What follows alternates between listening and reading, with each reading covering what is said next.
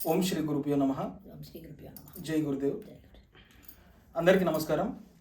మనతో ఈరోజు వైజాగ్ వాస్తవ్యులైన ప్రమీల గారు ఉన్నారు. నమస్కారం. శక్తిపాత సిద్ధ మహాయుగంలో దీక్ష తీసుకొని ఆవిడ ఏ విధంగా ముందుకెళ్తున్నారో మనం తెలుసుకునే ప్రయత్నం చేద్దాం. నమస్కారం మేడం. మీరు ఎప్పుడు దీక్ష తీసుకున్నారు? ఎప్పుడు ఈ మార్గంలోకి రావడం జరిగింది? మన జూన్ 18 తీసుకున్నాను శక్తిపాత దీక్ష. 2024 నాకు మొదట మా వారు మేము పిరమిడ్ మెడిటేషన్ మొదట నుంచి చెప్తాను. మేము పిరమిడ్ మెడిటేషన్ చేసేవాళ్ళం ఫస్ట్. ఆ చేసినది ఎన్నో ఆధ్యాత్మిక మార్గాలు ఎన్నో వెళ్ళాం, కానీ ప్రతి మార్గంలో సత్యం తెలుసుకున్నాము. అక్కడ ఏదో చేస్తున్నాము, ఆచరణ అనేది పెట్టలేదు. సత్యమే తెలుసుకున్నాము, తెలుసుకొని చేసిన దొరికే, కానీ అది ఆచరణలో ఏ రోజు చేయలేదు. క్లాసులు చెప్పాను, పిల్లలకి మెడిటేషన్ క్లాసులు చెప్పాను, స్కూల్స్కి వెళ్ళాను, మరి అబాకస్ మ్యాథ్స్ చెప్పాను. అంటే టీచర్ అంటే ఏది ఎందరో కూడా నాకు అన్ని పిరమిడ్ మెడిటేషన్లో ప్రతిదీ దొరికింది, అన్నీ దొరికాయి. కానీ ఇందులోకి ఎందుకు వచ్చామంటే ఆ చిన్నది ఎక్కడ లోపం అనేది ఉంది, ఉన్నది. అంటే వెళ్తున్నాను, వస్తున్నాను, నేర్చుకుంటున్నాను, కానీ నాకు ఎక్కడ ఆనందం అంటూ లేదు. చెప్పింది ఆచరణలో లేదు. క్లాస్ చెప్తున్నాను, ఇంటికి వచ్చి అది రిపీట్ చేస్తే ఇందులో ఒక్కటి కూడా నేను పాటించడం లేదు. చెప్పడం అయితే అంటే అది 10 మంది విని చెప్తున్నామో ఆచరణ ఏది చెప్తున్నామో నాకు తెలియదు, కానీ ఆచరణ లేదు. ఇప్పుడు విన్నారు బాగా, కానీ కనీసం నాకు మా వారు ఏమీ చూసుకోరా అంటే, నాకు గురువు దైవం అంటే అన్ని విధాలుగా నాకు తల్లి తండ్రి గురువు దైవం అన్న తమ్ముడు స్నేహితులు అన్నీ మా ఆయన. అంటే నాకు ఎవరు లేరు సపోర్ట్. అంటే నాకు అందరూ వెనక నుంచి మొట్టలేయడమే, కానీ ఆ ప్రేమ లేదు. ఆ ప్రేమ ఇతని దగ్గరే నేను అన్నీ అంటే ఎటు జడు పొందాను, కానీ ఆ హెల్త్ అనేది ఇంకా ఉంది. ఆ దుఃఖంలో ఎక్కువ బాధపడేదాను. తర్వాత నాకు ఫ్యామిలీ ప్రాబ్లమ్స్ కూడా, అత్తగారు సమస్యలు కొన్ని ఎందుకో ఇంటికి వచ్చానంటే మనశ్శాంతి లేదు. ఒక్క భర్తతో తప్ప ఇంకేమీ లేదు, చుట్టూ ఈ బాధ. మెడిటేషన్ చేస్తే తీరిపోద్ది తగ్గిపోద్ది అన్నారు, కానీ నాకు ఆ క్షణమే మెడిటేషన్ చేసినంతసేపు కూర్చున్నంతసేపు బాగుంది. ఆ తర్వాత సేమ్ ప్రొసీజర్ మళ్ళీ ఎలా అనుకుని చాలా ఇదే. ఇంక నేను ఇది ఏమీ చేయకూడదు, ఇంట్లో ఖాళీగా ఉండాలి, ఏమీ చేయకూడదు. నాకు ఫస్ట్ నుంచి దేవుడు భగవంతుడు అనేది ఎప్పుడు తక్కువ. అంటే భగవంతుడి దండం పెట్టామంటే మనస్ఫూర్తిగా చేస్తాను, కానీ మనం నైవేద్యం పెట్టడం, మడి చేసేయడం, అవి నాకు నచ్చదు. మనం పూజ చేసామో వినాయకుడి దండం పెడదాం, పూజ చేసి వినాయక చవితి కూర్చొని దండం పెట్టడం, అంతవరకే. భగవంతుడు అంటే నేను భగవంతుడికి దండం పెట్టలేదు, అందుకే అలాగవుతుందా మళ్ళీ ఒక్క క్షణం అంటే అందరూ పెడుతున్నారు కదా, అందరికి అందుకే జరుగుతుందేమో, మనకు జరగడం లేదు అనేది ఇంకొక క్వశ్చన్.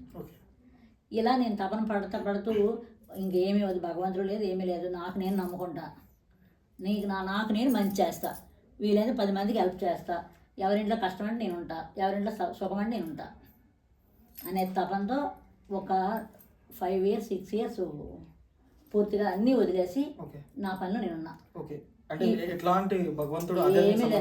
ఇంట్లో దీపం పెట్టడం నాకు నేను ఉన్నా. ఈలోగా ఒక మ్యారేజ్లో గురుమాత మా వారికి కనబడ్డారంట. మ్యారేజ్లో కనబడి ఇతను అమ్మ గురుమా పలానా లక్ష్మి, అప్పుడు గురుమా కాదుగా లక్ష్మి గారు ఇలా కనబడ్డారు. చాలా అప్పుడు పిరమిడ్ సొసైటీలో ఈవిడ కూడా ఉన్నారు కదా.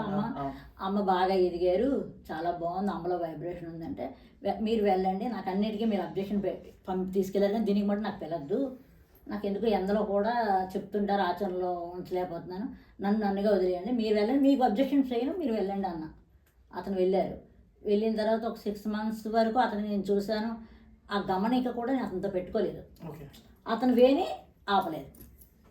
అయితే ఒకరోజు ఇతను ఏంటి ఎప్పుడు అడగడం లేదంటే ఏ విషయమైనా అంటే మీరు ఏ క్లాస్ విన్నారు, అతను చెప్తున్నా నేను తప్పించుకునేదాన్ని, వినడానికి కూడా అంత ఇష్టపెట్టుకోవాలి. ఎందుకంటే ఎన్ని విన్నాము, అందులో ఏమీ లేదు అనే ఒక గుడ్డి నమ్మకంతో ఉండేదాన్ని. ఒకరోజు అమ్మాలి ఇక్కడ వీళ్ళ పక్కన అమ్మాలి క్వార్టర్ పక్కనే మా మామయ్య వాళ్ళది కూతురు మ్యారేజ్కి వచ్చినప్పుడు అమ్మ బర్త్డే ఆ రోజు నేను ఫస్ట్ టైం అమ్మ దగ్గరికి వచ్చాను. రాగానే ముందు లక్ష్మి గారికి నేను చూశాను, ఇప్పుడు గురుమా అమ్మవారిని చూశాను. ఆ రోజు నేను చూసిన వైబ్రేషన్ కానీ ఆ అమ్మని ఈరోజు నేను వర్ణించలేను. అంటే నాకు అది మాటలతో చెప్పలేను. ఆ రూపంలో ఏదో ఒక కళ వైబ్రేషన్ అన్నీ వచ్చి ఇంకా అలా ఉండిపోయేసరికి ఇంకా అమ్మ కూడా ఆ ఫంక్షన్కి వస్తున్నారు. అమ్మతో ఆ ఫంక్షన్కి వెళ్ళిపోయాము. ఆ తర్వాత ఒక 2 days తర్వాత అమ్మాళ్ళ ఇంటికి వెళ్దామా, నాకు ఆ రోజు వెళ్ళాము ఏదో అనిపించింది, వెళ్దామా అంటే ఆ 2వ రోజున 3వ రోజున తీసుకొచ్చారు. ఓకే. వచ్చిన తర్వాత రాణి గారు అమ్మ ఇంట్లో ఉన్నారు. నేను ఇంతమంది పిరమిడ్ సొసైటీలో కానీ ఎంతమంది గురువులతో మాట్లాడానంటే, మా ఇంట్లో గురువులందరూ ఎంతోమంది పడుకున్నారు, అంటే పిరమిడ్ సొసైటీ గురువులందరూ. ఒక్కరి దగ్గర కూడా నా అనుభవం అనేది నేను చెప్పలా. ఈ అమ్మ దగ్గర చూడగాన నేను నాకు తెలిసి వచ్చి బుద్ధి వచ్చిన వరకు నేను అంటే ఇప్పుడు మీ మీద నాకు ఒక చెడ్డ ఫీలింగ్ ఉంది. అంటే అతను కోపమే, అతను వెరైటీ, అతను దగ్గర ఉన్నాను అనేది అన్నీ ఓపెన్ అయిపోయి అది ఎలాగయ్యావో కూడా ఈ రోజుకి నేను చెప్పలేను. మీ అంతరంగం అనేది మొత్తం అంటే ఏడ్చేసి, అంటే నాకు బయట ఏడ్చానో తెలియదు కానీ ఇన్నర్గా నేను ఎంత ఏడ్చానో నాకు ఆ క్షణం నాకు తెలుసు. ఇంకా ఎంత అయినంత అమ్మ ఏదో చెప్తారు, ఏదో ఆచేస్తారు, ఏదో చేస్తారంటే అంతా వదిలే. ఈ రోజు నుంచి అన్నారు మొత్తం పాదాల మీద వేసేసావు, ఈ రోజు నుంచి వదిలే, నువ్వు హ్యాపీగా ఉండాలి. అదే నేను వెళ్ళిపోయాను ఇంటికి. ఒక క్షణం నేను ఎక్కువ నాకు రిపీట్ చేసుకున్నాను అనమాట. మాట్లాడిన తర్వాత ఇంటికి వెళ్ళి వదిలేను, రిపీట్ చేస్తాను, ఎక్కువ రిపీట్ చేస్తాను. ఏంటి అమ్మాయిలు వదిలేయమన్నారు, ఎంత చెప్పినంత ఒక అంటే భగవంతులాగా అభయం అవడం కానీ లేకపోతే తీరుస్తానడం కానీ ఏదో ఒకటి అనాలి కదా, వదిలేయడం ఏంటి అని అనుకున్నా. ఆ రోజు అమ్మ నాకు ఇంకో ప్లస్ పాయింట్ ఏంటంటే, నా టర్నింగ్ అవడానికి శక్తిపాత్ దీక్ష అమ్మ ఆ రోజు వేరే వాళ్ళకి మన టీఎస్ గ్రూప్లో ఒక సాధకురాలు కలిశారు. వాళ్ళ అత్తగారు చనిపోయారు, వాళ్ళ అత్తగారి గురించి కూడా ఆవిడకి వాళ్ళ అత్తగారి మీద అభిప్రాయం అంటే నేను ఆ రోజు అమ్మతో మాట ఒక విషయం బయటపెట్టి మొత్తం అమ్మ ఆ రోజు క్లాస్లో చెప్పడం జరిగింది స్పీచ్లో. అది మళ్ళీ విన్నాను నేను. అలా ఒక ఇంచుమించు ఒక 7-8 టైమ్స్ విన్నాను. అది నేను మాట్లాడే మాటలు అమ్మ చెప్పింది ఒక 8 టైమ్స్ విన్నగాన మొత్తం అండి ఈరోజు మొత్తం నాకు ఆ దుఃఖమని మీరు 10 మందికి నేను తెలియడానికి చెప్తున్నాను కానీ ఇప్పుడు నాకు దుఃఖం లేదండి. పక్కా నాకు ఇప్పుడు ఉంది. ఏ క్షణం ఎవరైనా కోపం అయితే ఓ మాట అనేసి క్షణం గురువుల బ్లెస్సింగ్ మీద వర్క్ అయినా నేను ఇప్పుడు ఏది తీసుకోను.